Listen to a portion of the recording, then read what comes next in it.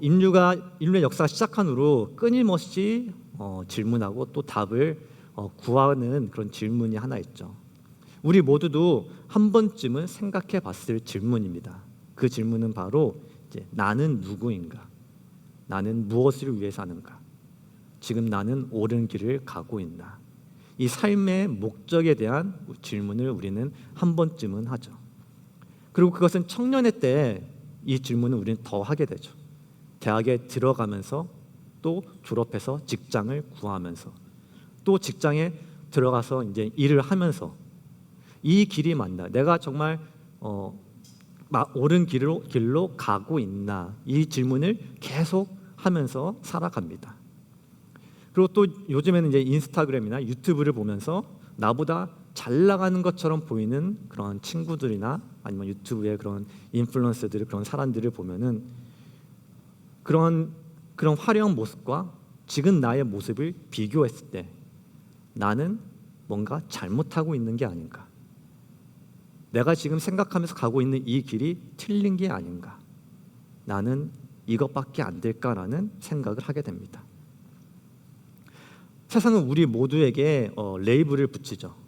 스펙이라는 레이블을 붙이고 학점이라는 레이블을 붙이고 또 어느 직장에 다니는지 어떤 연봉을 받는지 그런 레이블을 붙입니다.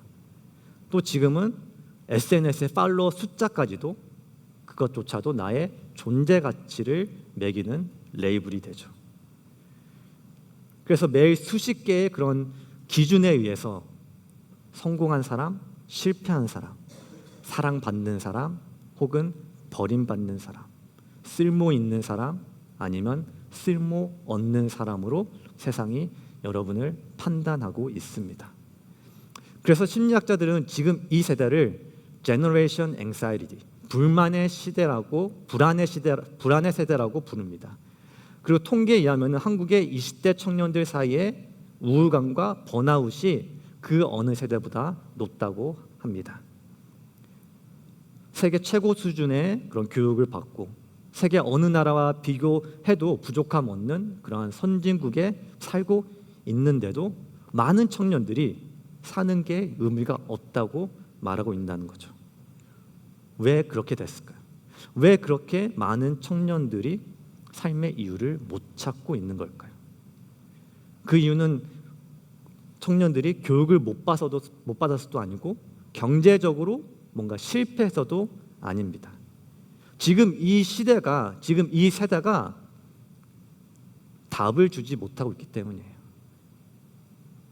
나는 누구인가라는 이 근본적인 질문에 대한 올바른 답을 지금 이 세대가, 이 세계가, 우리가 살고 있는 이 세계가 주지 못하고 있기 때문입니다. 그래서 여기에 큰 문제가 있는 거죠. 아무리 답을 찾고 찾아도 지금 이 세상은 우리에게 만족스러운 답을 못 준다는 거죠. 이 나는 누구인가라는 이 질문에 현대 세상은 두 가지 방향으로 답을 합니다. 첫 번째 답은 허무주의예요. 우리가 이름을 한 번쯤은 들어봤을 프리드리히 니체가 19세기에 유명한 말을 합니다. 신은 죽었다. 이 니체가 말한 이 말은 이 신이 존재하지 않는다라는 것은 그냥 무신론자의 발언이 아니에요. 신이 존재하지 않기 때문에 이 세상에는 이제 절대적인 가치는 없다라는 말을 하는 거예요. 그래서 삶의 의미도 목적도 도덕도 모두가 그냥 인간이 만들어낸 허구다라는 말을 한 거예요. 그래서 그 결과가 이제 니체의 뒤를 잇는 그런 사람들이 실존은 본질에 앞선다. 즉 내가 먼저 존재하고 그 다음에 의미를 만들어낸다라는 말을 하게 됩니다. 즉 그 뜻은 아무도 너의 삶에 목적을 줄 수 없다는 거예요. 너가 스스로 선택하고 너가 너의 의미를 스스로 창조해야 된다는 거예요. 이게 현대 문화의 흐름이에요. 너의 진리대로 따라 살아라. 너 자신에게 솔직해져라. 남의 시선 신경 쓰지 말라. 표면적으로는 되게 듣기 좋은 말이죠. 매력적인 말이죠. 근데 문제는 나의 삶의 의미를 내 안에서 찾으려고 할 때, 나 스스로 내 삶의 의미를 부여하고 찾으려고 할 때 그것을 찾지 못했을 때 오는 공허감이 있다는 거예요. 열심히 살아야 하는데 왜 살아야 하는지 그 이유를 모를 때, 그걸 해결할 수 없을 때 그 오는 공허감과 실망감을 주체할 수 없다는 거예요. 이것이 허무주의가 만들어낸 결과라는 거예요. 그리고 세상이 우리에게 준 두 번째 답은 다르미니즘, 진화론적 세계관이에요. 현대 과학주의는 이렇게 말하죠. 우리는 랜덤한 뮤테이션이 자연 선택이 된 결과다. 수십억 년의 그런 우연한 화학 반응으로 만들어진 결과가 우리다. 그래서 나의 사랑도, 나의 양심도, 또 아름다움에 대한 그런 나의 감각도 모두 생존을 위해 진화된 케미컬 리액션에 불과하다. 그래서 리처드 더킨은 이기적인 유전자라는 책에 이렇게 말합니다. 인간을 유전자의 생존 기계라고 말합니다. 인간은 그저 유전자를 다음 세대에 전달하기 위해 프로그래밍된 로봇일 뿐이다라고 말을 하는 거예요. 이 사상에 따라가면은 어떤 결론에 도달할까요? 나의 삶의 궁극적인 의미는 없다. 이 결과에 도달되는 거예요. 나는 단지 존재했다, 그냥 사라져버릴 그런 케미칼 덩어리다. 이 결과에 도달하는 거예요. 그래서 노벨 물리학상 스티븐 와인버그는 이런 말합니다. 우주를 이해하면 이해할수록 무의미해 보인다. 하나님을 떠난 과학주의가 도달한 솔직한 결론이 바로 이거예요. 무의미하다. 사람의 삶은 결국엔 무의미하다. 하지만 여러분, 우리가 정말로 과학이 말하는 대로 우리가 진짜 그냥 유전자를 다음 세대로 남기기 위한 그냥 생존 기계에 불과한가요? 그것이 정말 우리의 삶의 전체인가요?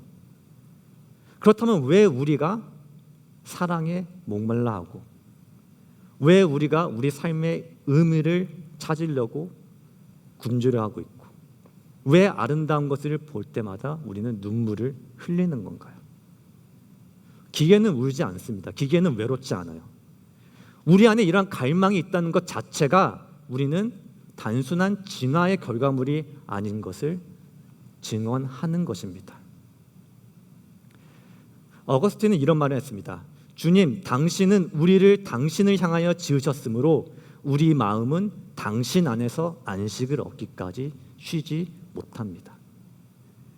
우리가 피지컬한 그런 모든 그런 필요가 충족돼도 안식을 찾지 못하는 것은, 삶의 목적, 그런 의미를 찾지 못할 때 안식을 찾지 못하는 것은 우리가 무언가를 위해서, 어떠한 목적을 위해서 존재한다는 것을 증명하고 있는 것입니다.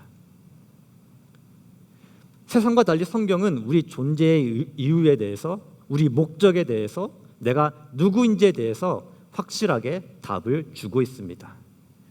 우리가 무엇을 위해서 살아가야 되는지에 대한 정답을 주고 있습니다. 그래서 오늘 창세기에서, 이 창조에서 그 답을 함께 살펴보기를 원합니다. 창조에서 내 삶의 목적에 대해서 무엇을 말하고 있는지 세 가지를 통해서 알아볼 건데요. 첫째는 나는 누구인지, 둘째는 나는 무엇을 위해 부름받았는지, 셋째는 어떻게 살아가야 하는지. 이 세 가지를 통해서 하나님이 창조하시며 우리에게 말하신 나의 목적에 대해서 함께 살펴보겠습니다. 첫 번째로 볼 것은 나는 누구인가, 내 존재의 목적이 무엇인가입니다. 우리 오늘 본문 26절을 1장 26절을 함께 다시 한번 읽어볼까요? 시작. 하나님이 이르시되 우리의 형상을 따라 우리의 모양대로 우리가 사람을 만들고 그들로 바다의 물고기와 하늘의 새와 가축과 온 땅과 땅에 기는 모든 것을 다스리게 하자 하시고. 자, 성경은 나는 누구인가에 대한 이 질문에 창세기 1장에 성경 시작에 바로 답을 줍니다. 너는 하나님의 형상대로 창조된 자다라고 답합니다. 여러분, 사람은 창조된 모든 것들로부터 다른 유니크한 존재입니다. 하나님은 다른 모든 것을 창조하실 때 하나님의 형상대로 창조하셨다라는 말은 등장하지 않습니다. 오직 하나님이 사람을 창조하실 때 우리의 형상을 따라 우리의 모양대로 창조하셨다고 말합니다. 즉 사람은 하나님을 닮은 존재라는 것입니다. 26절을 보면은 성경은 형상, 모양 이 다른 두 단어를 사용하면서 하나님이 인간을 창조하신 그 모습을 보여주고 있습니다. 신학자들은 이 두 단어의 차이에 대해서 형상과 모양이 어떠한 다른 의미를 가지고 있는지 그거에 대한 많은 의견을 내고 있는데 결론은 아직 없고요. 이 두 단어를 그냥 원어적으로만 본다면은 이 두 단어의 뜻에 큰 차이는 없습니다. 그래서 성경이 우리에게 전하고자 하는 것은 이 같은 의미의 두 단어를 반복하면서 이 단어 자체에 강조하고 있는 것입니다. 여기에 집중하라고 말하고 있는 것입니다. 그래서 27절에도 자기 형상, 하나님의 형상 계속해서 이 형상이라는 말이 이 이미지라는 단어를 계속 강조하고 있는 거죠. 즉 사람의 창조에 대해서 하나님이 알려주고 싶은 게 있는데 바로 하나님의 형상 이게 정말 중요하다라고 우리에게 말하고 있는 거예요. 그렇다면 우리가 하나님의 형상대로 창조되었다는 것이 무엇을 의미할까요? 우리가 하나님의 형상대로 창조되었다는 것은 사람은 관계를 맺기 위해 창조되었다라는 것을 의미합니다. 하나님이 세상을 창조하실 때 1일부터 5일까지 해와 달, 바다 육지, 식물과 동물들 이 모든 것을 창조하실 때와 6일에 그 마지막 날에 인간을 창조하실 때를 보면 무엇인가 다른 점이 있습니다. 예를 들어 창세기 1장 3절에 보면은 하나님이 이르시되 빛이 있으라 하시니 빛이 있었고 다른 창조의 때도 하나님이 이르시되 영어로는 그냥 God said 즉 호이스로 계속 이야기를 하세요. 그런데 사람을 창조할 때 보면은 이런 단어가 등장해요.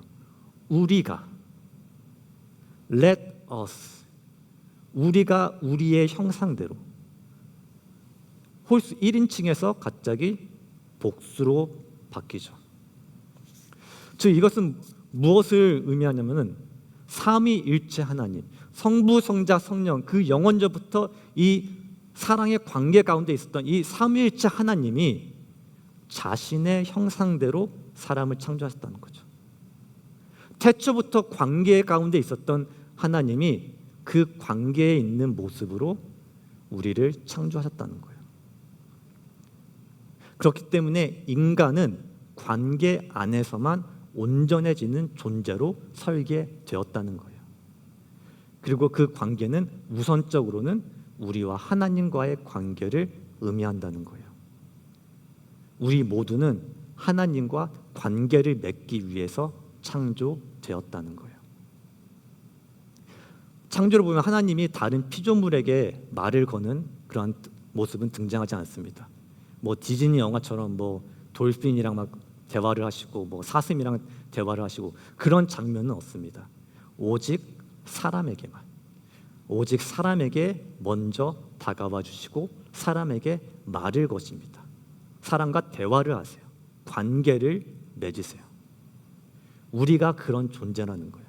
다른 피조물과는 비교할 수 없는 하나님과 직접 관계를 맺도록 창조된 그런 유일한 존재라는 거예요. 그렇기 때문에 우리의 삶은 이 하나님과의 관계를 떠나서는 설명이 안 된다는 거예요. 니체가 신은 죽었다라고 말하면서 인간의 목적을 하나님으로부터 세퍼레이트했을 때 그 결과가 아무 의미를 못 찾는 그런 공허함으로 향하는 것이 당연한 결과라는 거예요. 하나님과의 그 관계로부터 세퍼레이트 되었으니까. 세상은 나의 존재를 내가 성취한 것이 바로 나라고 말하고 혹은 나의 외모가 나의 겉모습이 나라고 말하고 내가 맺고 있는 그런 사회 관계가 나라고 말하죠. 하지만 우리가 성취한 것들은 변합니다. 외모도 변하고 시듭니다. 관계도 끊어집니다. 그러한 것들 위해 정체성을 세우는 것은 모래 위에 집을 세우는 것과 마찬가지입니다. 바람이 불고 파도가 치면 모두 무너집니다. 하지만 하나님은 우리에게 다르게 말하고 계십니다. 너를 만족하게 하는 것, 너를 진정으로 기쁘게 하는 것은 성취나 세상의 것들이 아니다라고 말씀하십니다. 너는 내 형상대로 지어진 자다. 나와 관계를 맺기 위해 창조된 자다. 너는 나와 관계를 맺을 때 성부, 성자, 성령 하나님이 삼위일체가 하나인 것처럼 나와 하나가 될 때 오직 그때에 너는 너의 참된 목적을 찾을 수 있다. 이렇게 말씀하신다는 거예요. 그렇기 때문에 나의 삶의 모든 것은 하나님을 떠나서는 생각할 수 없습니다. 교회 생활과 세상의 생활이 따로 있는 것이 아니라는 거예요. 내 삶의 모든 것이 나의 학업, 나의 직장, 결혼, 심지어 내가 노는 시간까지, 그런 리크레이션 시간까지 모든 것이 하나님과의 관계를 위해서, 그리고 하나님과의 관계 안에서 해석돼야 되고 결정돼야 한다는 것이에요.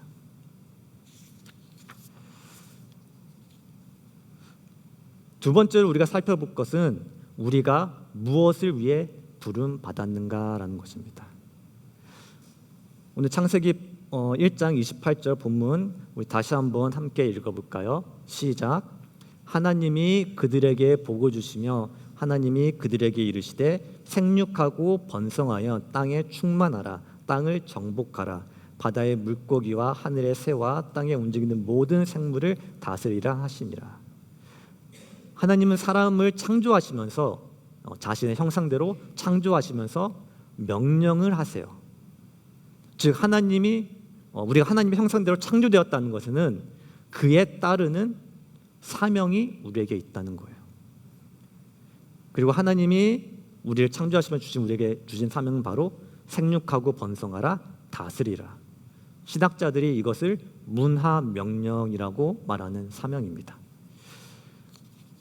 고대 근동의 왕들은 자신이 직접 가지 못하는 그런 먼 영토에 자신의 동상과 형상을 세웠습니다. 그 이유는 비록 왕이 직접 그곳엔 없지만, 왕의 몸은 피지컬리 그곳에 없지만, 그래도 이곳은 나의 통치권 아래에 있는 땅이다. 이 형상이, 이 동상이 나의 인재다라고 의미하는 것을 말하려고 하기 위해서요. 하나님이 우리를 하나님의 형상으로 만드신 이유가 바로 여기에 있습니다. 하나님께서는 우리를 이 땅에 하나님의 대리 통치자로 우리를 부르셨습니다. 창세기 1장 26절에서 우리에게 다스리라고 명령하신 것은 단순히 우리를 보고 지배하라고 말씀하신 게 아니에요. 하나님께서 혼돈 속에서 질서를 창조하신 것처럼 우리 또한 삶의 현장에서 그런 무질서를 바로잡고 우리의 문명을 아름답게 이루면서 하나님이 만드신 그런 피조물들을 사랑으로 돌보라고 하는 거룩한 사명입니다. 하나님이 다스리시는 것처럼 우리도 이 땅을 다스리며 하나님을 이 땅에 나타내라라는 사명입니다. 여러분, 그래서 우리가 매일 나가는 직장이 단순히 생계를 유지하기 위한 수단이 아니라는 거예요. 우리가 다니는 학교가 단순히 지식을 얻는 곳이 아니라는 것이에요. 그것은 우리가 하나님의 대리인으로서 하나님의 통치를 알리는, 이것도 하나님께서 다스리는 곳이다, 이것도 하나님의 땅이다라고 우리가 선포해야 될, 그 하나님의 영광을 나타내야 될 사역지라는 거예요. 그래서 이 생육하고 번성하고 땅을 정복하고 다스리라는 이 명령이 그냥 단순히 자녀를 많이 낳아라, 그 명령이 아니에요. 이 땅을 하나님의 영광으로 가득 채우라는 명령입니다. 하나님의 형상을 가진, 하나님의 영광을 나타내는 하나님이 창조하신 그 사람들이 이 땅을 하나님의 영광으로 가득 채우라는 거예요. 그래서 우리 그리스도인들은 일과 목적이 세상 사람들과는 달라야 합니다. 세상의 기준은 어떤 직업이 돈을 더 많이 주는가, 어떻게 해야 더 높은 자리에 올라가서 내가 권세를 누릴 수 있는가? 이것에 집중하라고 하죠.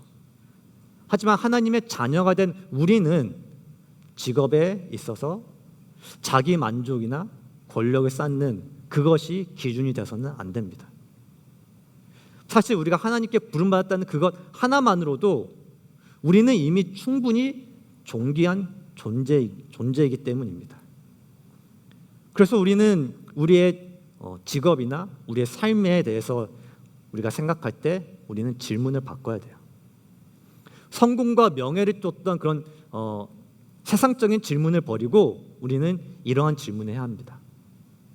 내가 가진 능력과 기회를 활용해서 하나님의 뜻과 인간의 필요를 고려할 때 어떻게 하면 다른 사람에게 가장 큰 봉사를 할 수 있을까? 어떻게 하면 다른 사람들에게 내가 이곳에서 하나님을 나타낼 수 있을까? 이 일이 정말 하나님께 영광이 되는가? 우리는 이 질문을 하고 이 기준으로 삶의 길을 정해야 된다는 거예요.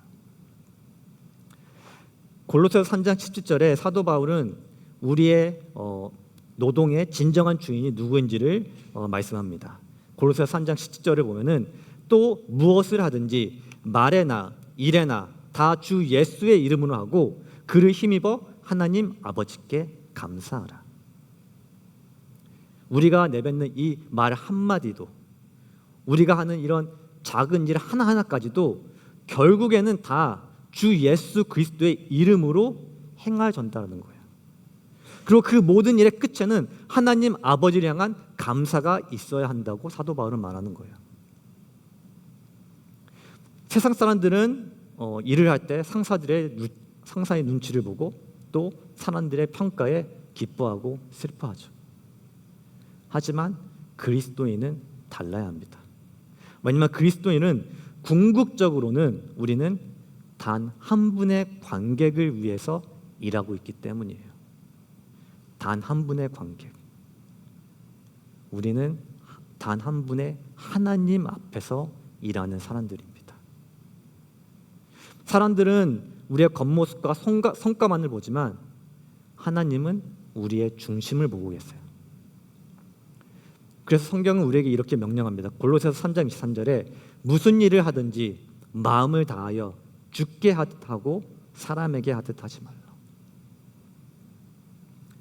직장 상사가 보고 있지 않더라도 아무도 나의 수고를 알아주지 못한다 하더라도 하나님이 보고 계시기에 다른 사람들은 다 치팅을 하고 다 쇼트컷으로 가고 속이면서 이익을 얻어도 나는 하나님이 나를 보시고 계시고 있기 때문에 하나님이 정직하시고 하나님이 속이는 자를 싫어하시기 때문에 아무도 안 보고 있을지라도 정직하게 모든 일을 해야 하는 것입니다. 하나님이 보고 계시기 때문에 나의 일터가, 나의 학교가, 또 나의 집이 하나님께 드리는 예배의 처소가 되는 거예요. 교회 안에서뿐만 아니라 교회 밖에서 더더욱 하나님의 대리인으로서 하나님께 하듯이 하나님이 이곳에 계신 것처럼 하나님의 영광을 나타내는 것이 바로 우리의 목적이라는 거예요. 그래서 모든 직업이 사명이고 컬링입니다. 여러분의 학업이 컬링이고 아직 직업을 찾지 못했을지라도 지금 성실하게 준비하면서 하루하루 하나님의 영광을 위해서 살아가는 지금 그 순간조차도 컬링이라는 거예요. 하나님의 형상으로 지음받은 내가 하는 모든 일이 하나님의 다스림에 참여하게 되는 거룩한 소명, 거룩한 컬링이라는 거예요. 그렇기 때문에 우리는 마냥 하나님의 컬링을 기다리고 있을 수 없는 거예요. 이미 우리는 컬링을 받았기 때문에 우리는 이미 하나님의 형상으로 살아가라는 그 명령을 이미 받았다는 거예요. 지금 내가 보기에는 내가 아무것도 아닌 것처럼 별 볼 일 없어 보일지라도 그 시간에서도 하나님의 컬링은 멈추지 않았다는 거예요. 여러분이 있는 지금 이 자리에서 성실하게, 정직하게 하나님 앞에 부끄럼 없이 서 있는 것이 그 자체가 여러분의 컬링의 실천이라는 거예요. 하나님은 분명 여러분 한 명 한 명을 어딘가로 인도해 주실 거예요. 지금 내가 멈춰서 있는 것처럼 느껴질지라도 분명 하나님께서 인도하시는 그 길이 있을 거예요. 하지만 지금은 그 날을 바라보면서 준비하면서 지금 이 자리에서 하나님의 형상으로 살아가라. 이렇게 오는 말씀은 이야기하고 있는 것입니다. 마지막으로 우리가 함께 살펴볼 것은 어떻게 살 것인가라는 것입니다. 우리 오늘 본문 창세기 1장 31절을 다 함께 봉독할까요? 시작. 하나님이 지으신 그 모든 것을 보시니 보시기에 심히 좋았더라. 저녁이 되고 아침이 되니 이는 여섯째 날이니라. 창조의 그 스토리 전체를 통해 하나님은 반복적으로 하시는 말씀이 있는데 그것은 바로 좋았더라입니다. 히브리어로 토브인데 빛을 창조하실 때도 좋았더라. 육지와 바다가 나눠질 때도 좋았더라. 식물이 났을 때도 좋았더라. 해와 달이 만들어졌을 때도 좋았더라. 계속 모든 창조에 좋았더라라고 말씀하십니다. 근데 인간이 창조된 후에 그 6일째 되는 날에 하나님은 다르게 말씀하세요. 심히 좋았더라. 창세기 1장에서 유일하게 강조형으로 말씀하세요. 그냥 좋다가 아니라 매우 좋다, 심히 좋다. 이게 하나님이 창조하신 인간을 본 시선이라는 거예요. 그리고 이게 하나님이 나를 볼 때 나에 향한 평가라는 거예요. 진화론에서는 나는 자연 선택에 의한 우연한 결과물이라고 말합니다. 허무주의는 나의 존재는 본질적으로 무의미하다고 말합니다. 하지만 나를 창조하신 나의 창조주 하나님은 나를 보시며 심히 좋았더라라고 말씀하십니다.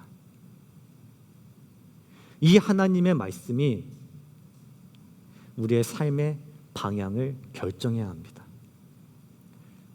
우리는 참 쉽게 우리 자신을 비하하죠. 나는 왜 이럴까? 나는 왜 이 사람처럼 못 살까?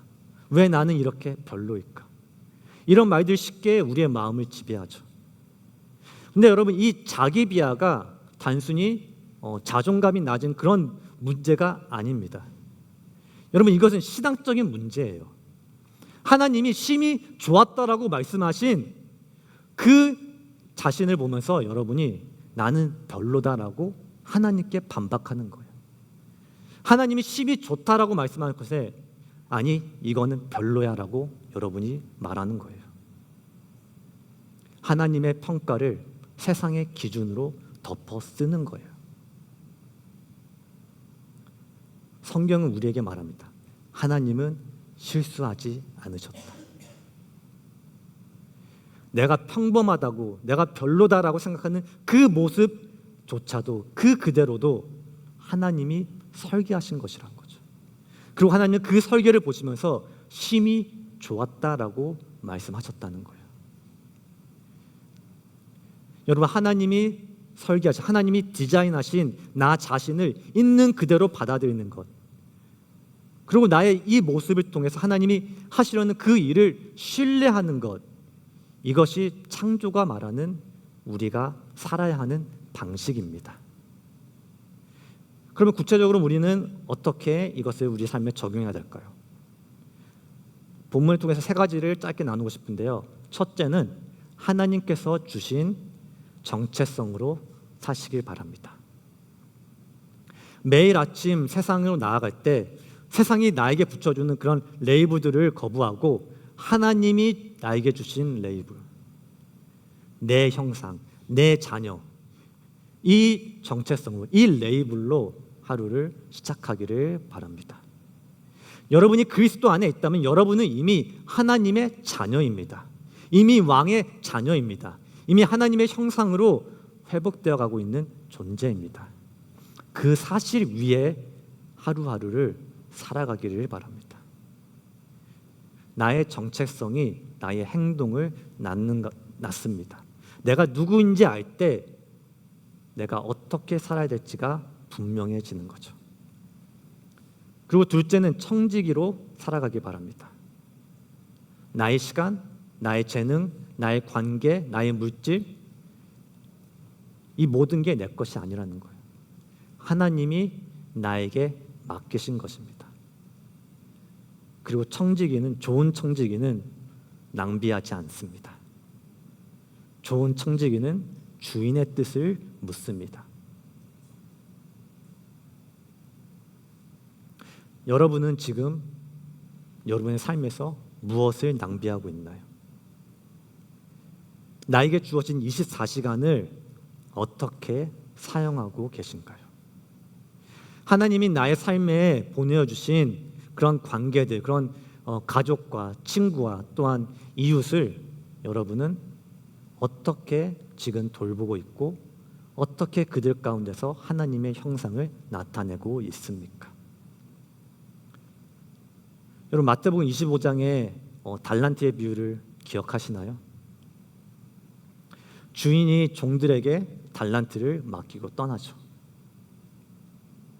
그리고 주인은 어느 시간이 흐른 후 다시 돌아와서 그 종들의 행한 일들을 결산을 합니다. 여러분 우리 모두에게는 그 결산의 날이 옵니다.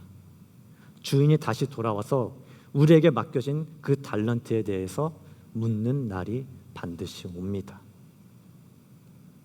그 날을 준비하는 청지기로 사시길 바랍니다. 특히 지금 청년의 때가 그 청년의 때의 삶의 방향성과 그 삶의 습관, 그 패턴이 우리 이후의 삶의 모든 것을 결정합니다. 그래서 지금이 바로 청지기로 살아가기 시작할 때라는 거예요. 그리고 셋째 마지막으로는 공동체 안에서 사시길 바랍니다. 우리 형상대로라는 이 삼위일체를 나타내는 이 단어는 우리 인간이 관계 안에서만 온전해진다는 그 의미를 우리에게 말하고 있는 것입니다. 인간은 혼자서 하나님의 형상을 완전히 반영할 수 없도록 설계되었다는 거예요. 그래서 우리는 공동체가 필요한 거고 교회가 필요한 것이에요. 그래서 우리는 지체가 필요한 거예요. 함께 하나님의 형상을 이 땅에 나타낼 수 있는 공동체가 필요한 것입니다. 오늘 많은 그리스도인들이 나 혼자서도 신앙생활을 할 수 있다라고 주장합니다. 유튜브 설교를 듣고 또 혼자 큐티를 하고 그냥 혼자 조용히 신앙생활을 할 수 있다고 말합니다. 하지만 그것은 성경이 우리에게 말하고 있는 신앙의 모습이 아닙니다. 하나님은 창조 때부터 우리를 공동체로 지으셨습니다. 공동체 안에 살도록, 공동체 안에서 하나님의 형상을 나타내도록 우리를 지으셨습니다. 그렇기 때문에 교회를 떠나지 마시길 바랍니다. 지체들을 포기하지 마시길 바랍니다. 여러분 옆에 있는 지체가 정말 꼴보기 싫고 정말 사랑할 수 없는 그런 단계까지 갔을지라도 포기하지 마세요.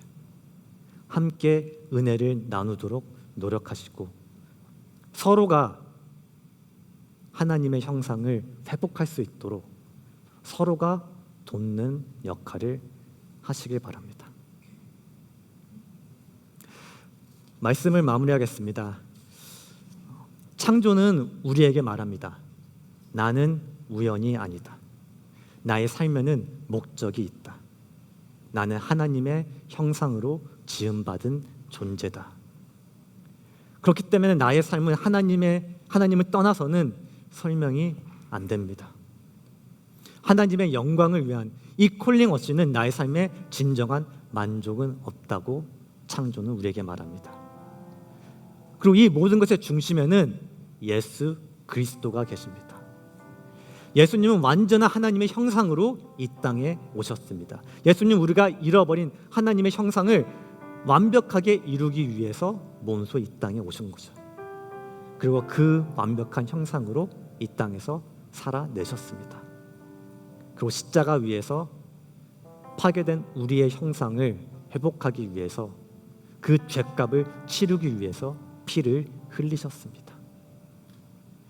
그리고 부활하심으로써 새 창조를 시작하셨습니다.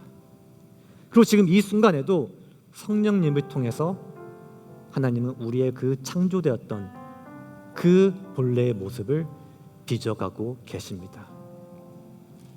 요한일서 3장 2장은 이 여정, 우리의 그 여정의 최종 목적지를 이렇게 말씀합니다.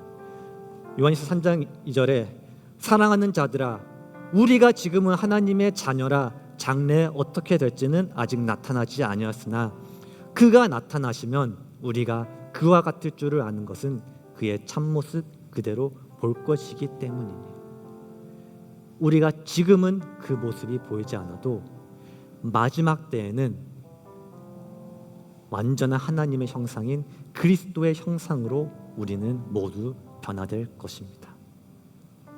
그것이 하나님이 우리를 창조하신 목적의 완성입니다.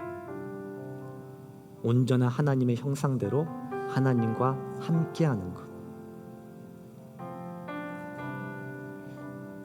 하나님이 말씀하셨던 그 심히 좋았다라고 말씀하셨던 그 말씀이 마지막 날에 우리 가운데 그 완전한 의미를 드러낼 것입니다.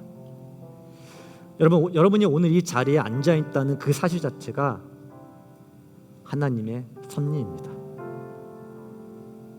하나님 안에 우연은 없습니다. 하나님이 오늘 이 말씀을 통해서 여러분에게 여러분의 삶의 목적에 대해서 전하시길 원하셨기 때문에 여러분 모두를 이 자리에 부르신 것입니다. 그러니 오늘 들은 이 메시지를 가지고 한 주 살아갈 때 하나님의 형상으로 살아가길 소원합니다. 매일매일 그 지겨운 그 아트센터 클래스 안에서도 그 죽어가는 그 순간에서도 나는 하나님의 형상이다라는 그 고백으로 살아가고 정말 매일 그 미팅만 가득해가서는 정말 때려치고 싶다는 그 맨날 외치는 그 일터에서도 이곳이 바로 하나님이 나를 부르신 나의 사역지, 내가 하나님의 형상을 나타낼 그 사역지다라는 그 콜링으로 살아가기를 소원합니다.